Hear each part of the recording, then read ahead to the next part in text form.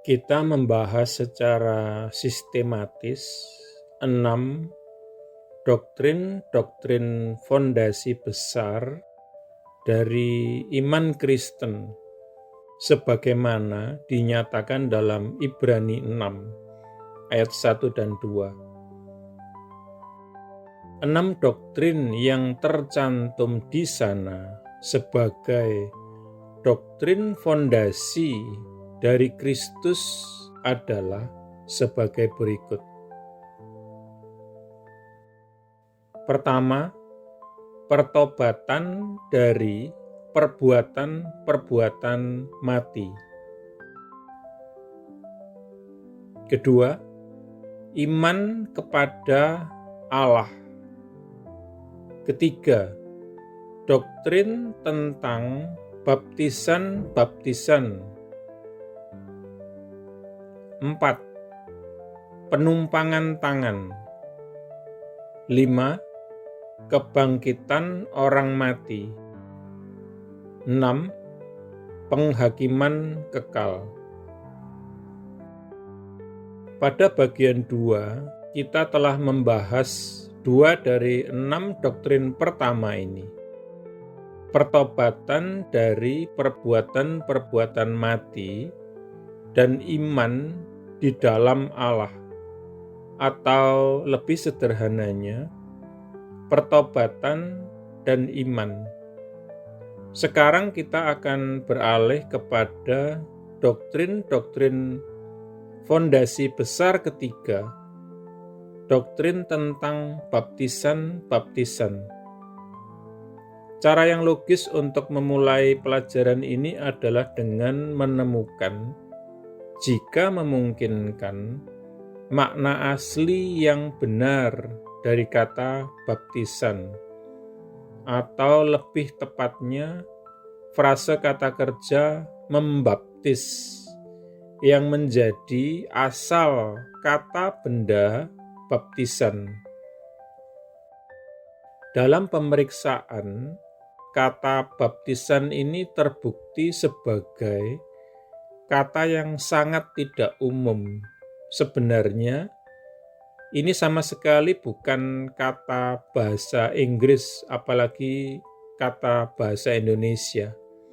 Ini adalah kata Yunani yang ditransliterasikan ke dalam huruf-huruf alfabet Inggris.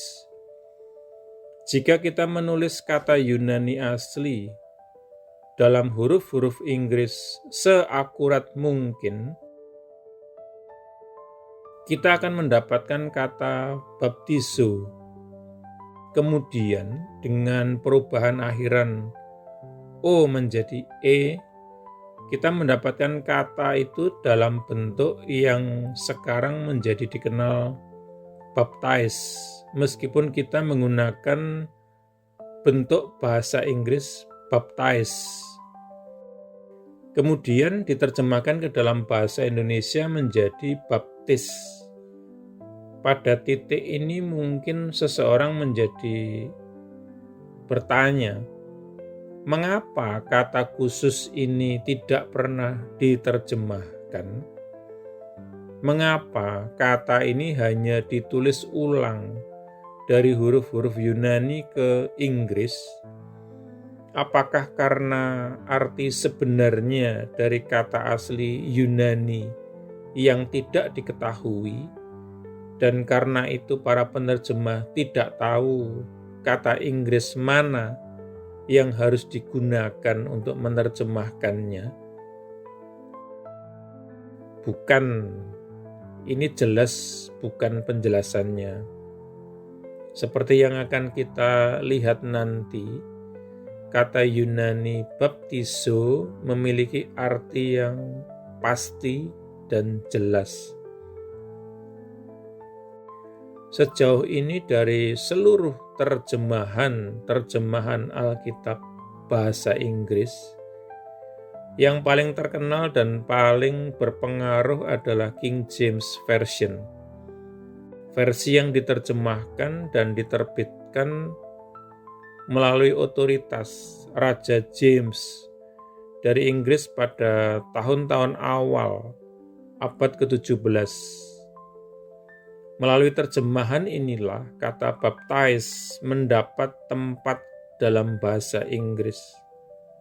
Melalui King James Version ini, kata baptize telah dibawa ke dalam mayoritas semua versi-versi Alkitab bahasa Inggris berikutnya, serta ke dalam banyak sekali terjemahan Alkitab ke dalam bahasa-bahasa lain di dunia.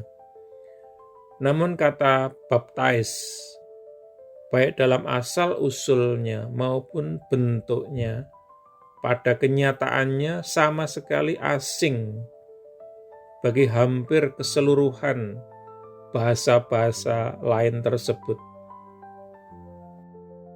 Bagaimana bentuk kata yang tidak umum dan tidak asli ini pertama kali masuk ke dalam Alkitab King James Version?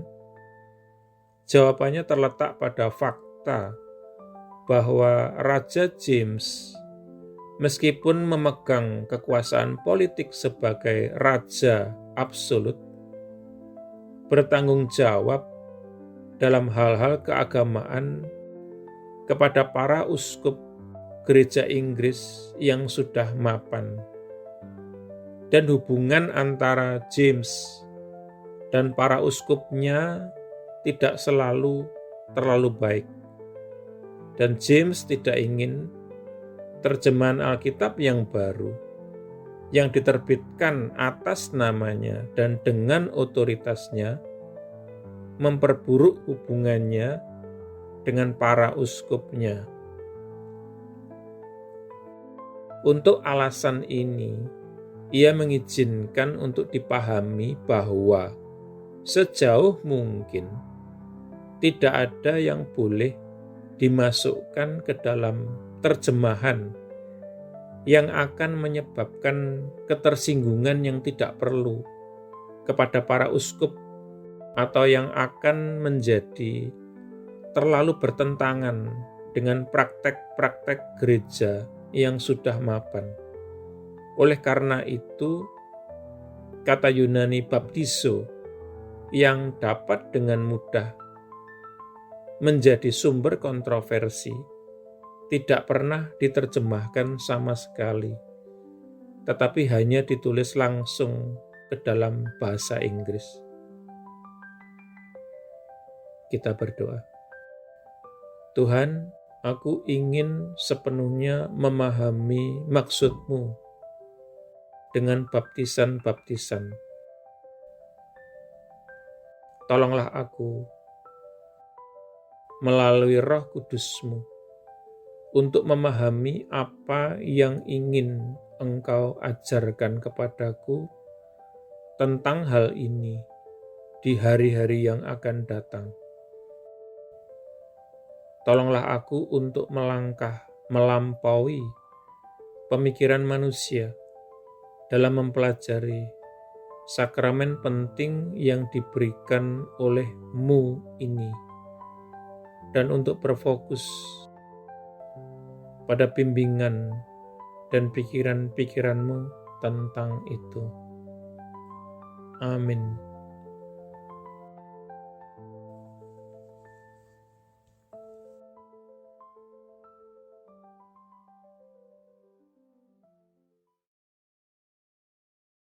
Jika Anda belum menjadi murid Yesus atau belum menerima Yesus sebagai Tuhan dan Juru Selamat pribadi Anda, ikuti doa berikut ini.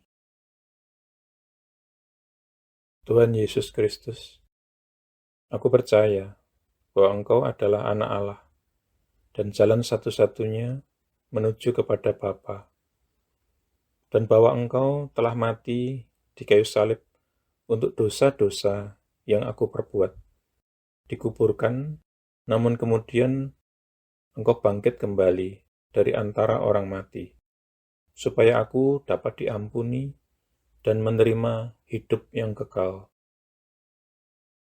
Aku menanggalkan segala kebanggaan dan pembenaran diri sendiri agamawi, dan segala macam gengsi yang tidak berasal daripadamu. Aku tidak punya klaim apapun atas belas kasihan-Mu, kecuali bahwa Engkau telah mati menggantikan aku. Sekarang aku tidak akan memberontak dan berdosa lagi kepadamu, ya Tuhan. Dan aku menyerahkan diriku kepadamu, karena sesungguhnya Engkau adalah Tuhanku. Aku mengakui segala dosa-dosaku di hadapan-Mu, dan aku tidak menyembunyikan apapun. Secara khusus aku mengakui, sebutkan dosa-dosa yang pernah Anda perbuat, yang Roh Kudus ingatkan. Aku bertobat dari segala dosa-dosaku, ya Tuhan.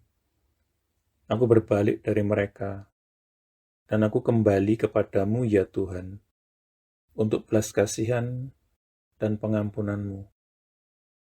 Aku memohon pengampunan-Mu, terutama atas dosa-dosa yang menyebabkan diriku terkena kutuk. Lepaskanlah diriku juga dari akibat dosa-dosa bapa leluhurku di masa lalu.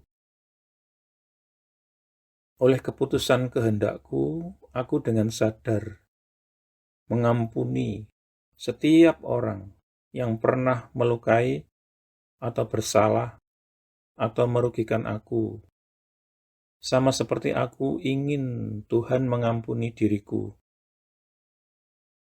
Aku menanggalkan seluruh kepahitan, seluruh kemarahan dan dendam, dan segala kebencian.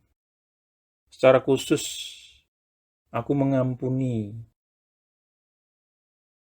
Sebutkan nama-nama orang yang Anda maksudkan. Aku membatalkan dan memutuskan segala hubungan yang pernah aku miliki dengan hal-hal okultisme dan segala macam agama palsu dan segala sesuatu yang berasal dari iblis. Seandainya aku masih punya barang-barang yang menghubungkan diriku dengan iblis, okultisme, dan agama palsu, aku berkomitmen saat ini, Tuhan, untuk menyingkirkan dan menghancurkannya. Dengan ini pula aku membatalkan segala hak atau kekuasaan yang dimiliki iblis atas tubuhku dan kehidupanku. Tuhan Yesus, aku berterima kasih bahwa di kayu salib Engkau telah menanggung segala kutuk yang mungkin mengikat diriku selama ini. Engkau telah dijadikan kutuk, supaya aku dapat ditebus dari setiap kutuk dan mewarisi berkat-berkat Allah.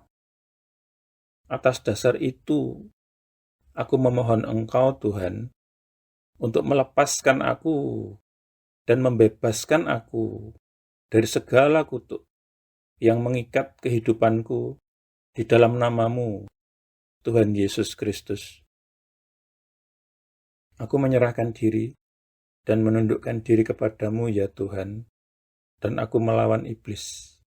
Dengan iman, aku menerima kelepasanku sekarang, dan kuucapkan terima kasih, Tuhan, untuk kelepasan ini. Amin. Selanjutnya, Anda bisa mendapatkan pengajaran meletakkan fondasi bagi murid Yesus dengan subscribe di channel ini. Tuhan Yesus memberkati.